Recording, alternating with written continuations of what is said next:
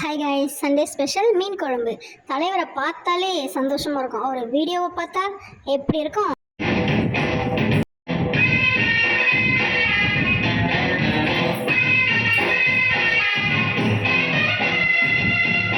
வீடியோவை பார்த்துக்கிட்டே சமைக்க ஆரம்பிச்சிடலாம். அதுக்கு தேவையான அளவு வெங்காயத்தை எடுத்து அரைச்சி பேஸ்ட் ஆக்கி வச்சுக்கிட்டேன். 4 தக்காளி எடுத்து அரைச்சி பேஸ்ட் ஆக்கி வச்சுக்கிட்டேன். 4 வெங்காயம் 4 தக்காளி நான் எடுத்திருக்கேன். ஏன்னா நாங்கள் 4 பேருன்றதுனால. ஒரே எலுமிச்சைப்பழம் சைஸ் புளியை வந்துட்டு நம்ம ஊற வச்சுக்கலாம்.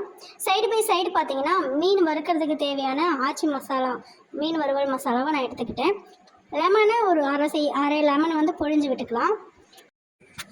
இஞ்சி பூண்டு பேஸ்ட்டு தேவையான அளவு எடுத்து அதையும் போட்டு நல்லா பிசைஞ்சிக்கலாம். நான் உப்பு சேர்க்க மாட்டேன், ஏன்னா நாங்கள் எல்லாருமே அரை உப்பு தான் சாப்பிடுவோம் அப்படின்றதுனால. மீனோட நடு பீஸ் தான் நான் அன்றைக்கி எடுத்திருக்கேன் வறுக்கிறதுக்கு மட்டும். மீனை போட்டு நல்லா மசாலாலாம் உள்ளே போகிற அளவுக்கு நம்ம பரட்டி எடுத்து ஃப்ரீசரில் வச்சுக்கலாம். அப்படியே சைடில் பார்த்தீங்கன்னா நம்ம தலைவரோட பாட்டு தாங்க. இன்றைக்கி என்னன்னு தெரியலைங்க, வரிசையாக 3 பாட்டு நம்ம தலைவரோட பாட்டு.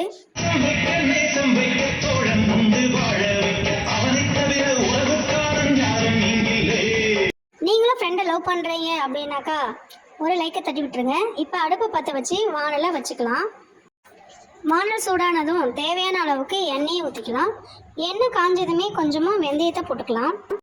வெந்தயம் புரிஞ்சதும் உரிச்சு வச்ச பூண்டை போட்டுக்கலாம். பூண்டை வந்து கொஞ்சம் வதங்கினதும் அரைச்ச வெங்காயத்தை போட்டுக்கலாம்.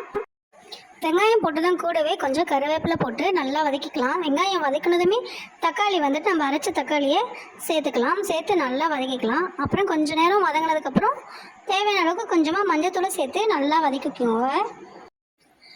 மஞ்சத்தூள் வாசனை போனதுமே கரைச்ச புளியை ஊற்றிக்கலாம். நான் வீட்டு குழம்பு மிளகாத்தூளை தாங்க யூஸ் பண்ணியிருக்கேன். 3 கரண்டி குழம்பு மிளகாத்தூளும் தேவையான அளவு உப்பும் போட்டுக்கலாம். நாங்கள் எப்பவுமே காரம் கம்மியாக தாங்க சாப்பிடுவோம். போட்டு நல்லா கிளறி மூடி வச்சிடலாங்க. ஒரு 5 நிமிஷம் கொதிக்கட்டும்.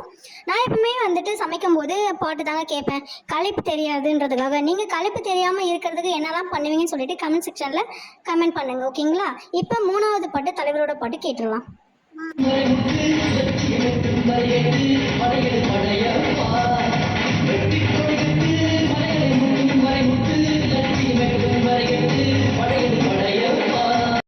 வெற்றி கொடி கட்டுன்னு நம்மளும் சேர்ந்து பாட்டு பாடிக்கிட்டு இந்த மீன் குழம்பு பார்க்க வரலாங்க. மீன் குழம்பு நல்லா கொதிக்குது பாருங்கள். ஒரு 5 நிமிஷம் கொதிக்க விட்டுருக்கேன். கொதிக்க வச்சதும் நம்ம மீனை எல்லாம் எடுத்து போட்டுக்கலாம். மீனை போட்டு ஒரு 5 நிமிஷம் 3/4 வேக்காடு வேகிற வரைக்கும் மூடி போட்டு வச்சுருங்க. மீனை போடும்போதே பாருங்கள், ஒரு மீன் என்னை முறைச்சி பார்க்குது, என்ன நீ குழம்பு வச்சிட்டியா அப்படின்னு சொல்லிட்டு. ஆடி மாதன்றதுனால என் தங்கச்சி வீட்டில் கஞ்சி செஞ்சு கொடுத்தாங்க. அதை தான் நாங்கள் காலை சாப்பாடாக சாப்பிட்டோம். அப்புறம் ஒரு 5 நிமிஷம் மீனை கொதிக்க வச்சதும் 3/4 வேக்காடு வெந்ததுமே நான் தேங்காய் பாலை அரைச்சி வச்சுருக்கேன். அந்த தேங்காய் பாலை நம்ம ஊற்றிக்கலாம். ஊற்றிட்டு கிளறி விட்டுட்டு ஒரு 5 நிமிஷம் கொதிக்க விடுங்க.